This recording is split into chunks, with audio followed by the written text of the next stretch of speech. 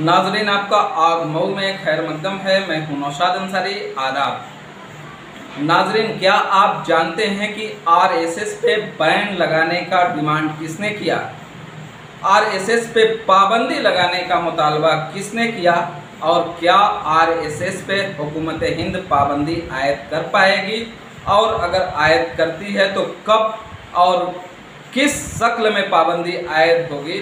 इन सब मुद्दों पर हम बात करेंगे, लेकिन उससे पहले हम आपको ये बता दें कि हुकूमत हिंद की जानिब से पीएफआई के दफ्तरों पर और उनके जो अरकान हैं उनके घरों पर रेड मारी जा रही थी और सैकड़ों लोगों को गिरफ्तार करके टेररिस्ट तंजीमों से उसके नेटवर्क जोड़े गए, उसके तार बताए गए और पीएफआई पर पाबंदी आयद कर दी गई।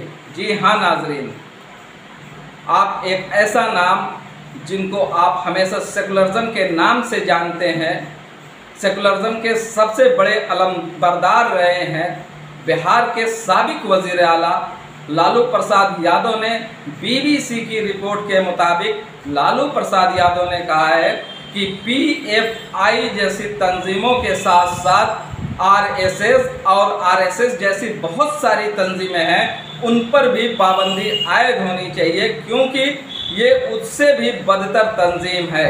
अब सवाल ये पैदा होता है कि लालू प्रसाद यादव ने आरएसएस पे बैन लगाने की डिमांड कर दी है, तो क्या आरएसएस पे हुकूमत हिंद कोई पाबंदी आयद कर पाएगी?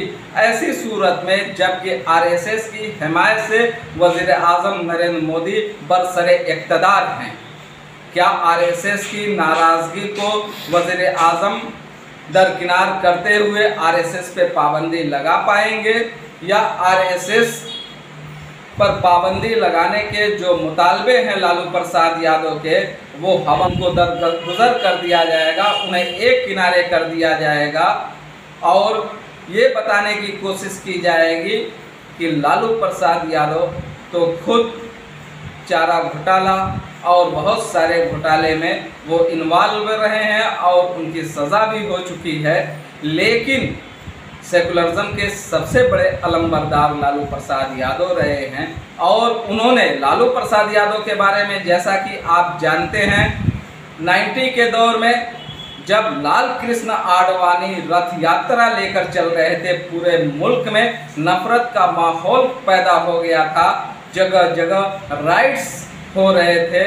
ऐसी सूरत में जब रथ यात्रा बिहार में पहुंची तो लालू प्रसाद यादव ने लाल कृष्ण आडवाणी की रथ यात्रा को रोक दिया और उसके बाद रथ यात्रा खत्म हो गई। लालू प्रसाद यादव ने आज फिर आरएसएस पे पाबंदी लगाने की डिमांड की है।